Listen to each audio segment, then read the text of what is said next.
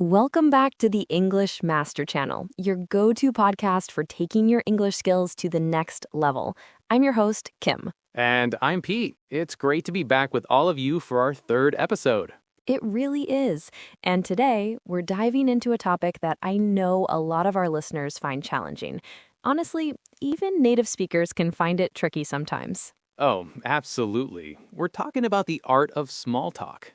Exactly. Specifically, how to master small talk for networking events, social gatherings, or any situation where you need to break the ice and make a good impression. Right, because it can feel so daunting.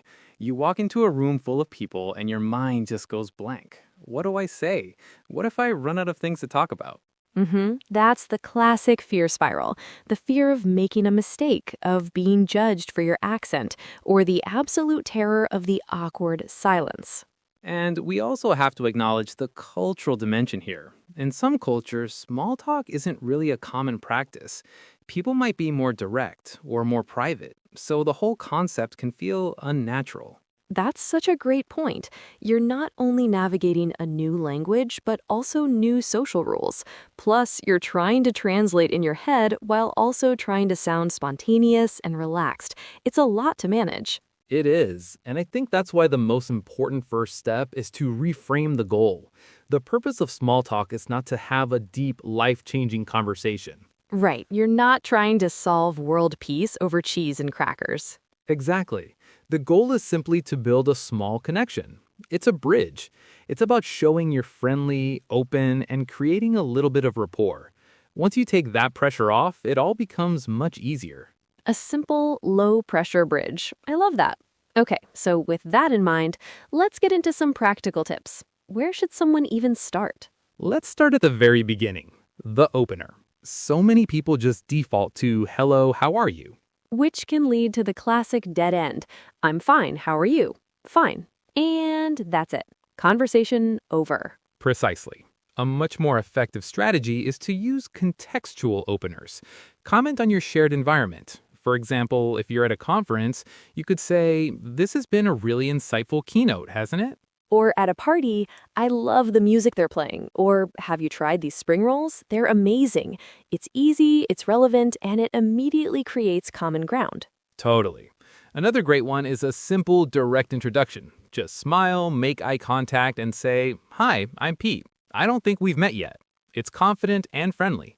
Okay, so you've broken the ice. What's next? How do you keep the conversation going? This is where I like to introduce a little framework I call the ARE method. ARE. It stands for anchor, reveal, and encourage. ARE. Okay, I'm intrigued. Break it down for us. Sure.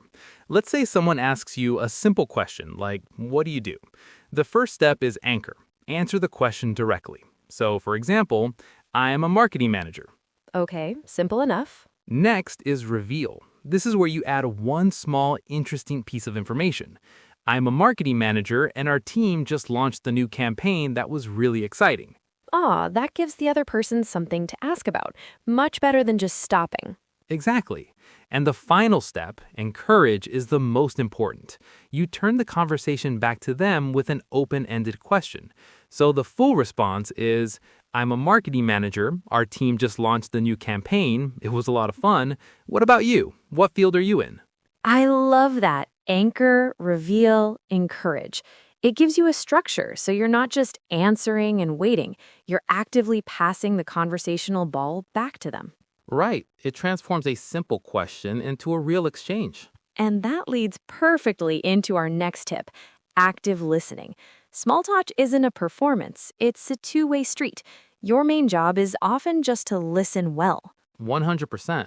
And this isn't just about hearing the words. It's about showing you're listening. Your body language is crucial here. Make eye contact, not when they make a point. Smile. These nonverbal cues say, I'm engaged and I'm interested in what you're saying. Yes, it makes people feel so much more comfortable. And a great verbal technique is to listen for key words in their response. If they say, I just got back from a trip to Italy, don't just say, oh, cool. Ask a follow-up question. Oh, Italy? That's amazing. What was your favorite city? Exactly. Show genuine curiosity. And if you're ever stuck on what topics are safe and appropriate, you can remember the acronym FORD. FORD. Okay, let me guess. Family, occupation, recreation, and dreams? You got it. These are generally safe and positive topics. What do you do for fun? Are you working on any exciting projects? They keep the conversation light, which is perfect for a first meeting. But Pete, what happens when, despite all our best efforts, the conversation hits a wall? The awkward silence descends. It happens. The key is not to panic. A few seconds of silence feels like an eternity, but it's usually okay. Just take a breath. One easy way to break it is to, again, use your surroundings. Make an observational comment. Wow, it's really starting to get crowded in here. That's a good one. It's a low-stakes way to restart the engine. I also think it's helpful to have a couple of general back pocket questions ready for emergencies. Like what? Things like, so, have you seen any good movies or shows lately? Or got any exciting plans for the upcoming weekend? They're universal and almost everyone can answer them. Great suggestions. It's like having a little conversational safety net. Okay, so we've started a conversation, we've kept it going, but we can't talk to this one person all night. Our next tip is about making a graceful exit. This is so important. And part of this is knowing when to exit. If you notice a conversation slowing down or the other person starts looking around the room, those are good cues that it's time to move on. That's a great point, reading the room. And when you do exit, be polite and clear. Give a simple reason. For example, well, it has been so lovely chatting with you, but I should probably go find my colleague. Or I'm going to go grab another drink, but it was a pleasure meeting you. And always end with that positive statement. It was great talking to you, or lovely to meet you. It leaves the person feeling good about the interaction, even though it was short. And if it's a networking event, you can add a call to action, like, I'll be sure to connect with you on LinkedIn. It solidifies the connection. Perfect. All right, so we've covered a lot. How about we do a quick role play to put it all together? Let's do it. Imagine we're at a marketing conference. I'll come up to you. Okay, I'm ready. Hi there. This is a great turnout, isn't it? The energy in here is fantastic. I'm Kim. It really is. Hi, Kim. I'm Pete. A pleasure to meet you. What brings you to the conference today? You too. I'm here with my company. We're really focused on boosting our social media presence this year. The talk on content strategy was brilliant. What about you? Are you enjoying it so far? Oh, yeah. I love that session. I'm a freelance copywriter, so I'm always looking for new ideas to help my clients stand out. Actually, that last point about video content gave me a great idea for a project I'm working on. That's brilliant. See, it's already paying off. Well, Pete, it was so great to connect with you, but I see someone I need to catch. I'd love to connect on LinkedIn if you're open to it.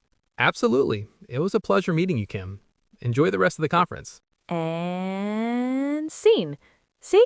Painless, friendly, and effective. Really well done. And that brings me to a final bonus tip, which is all about mindset.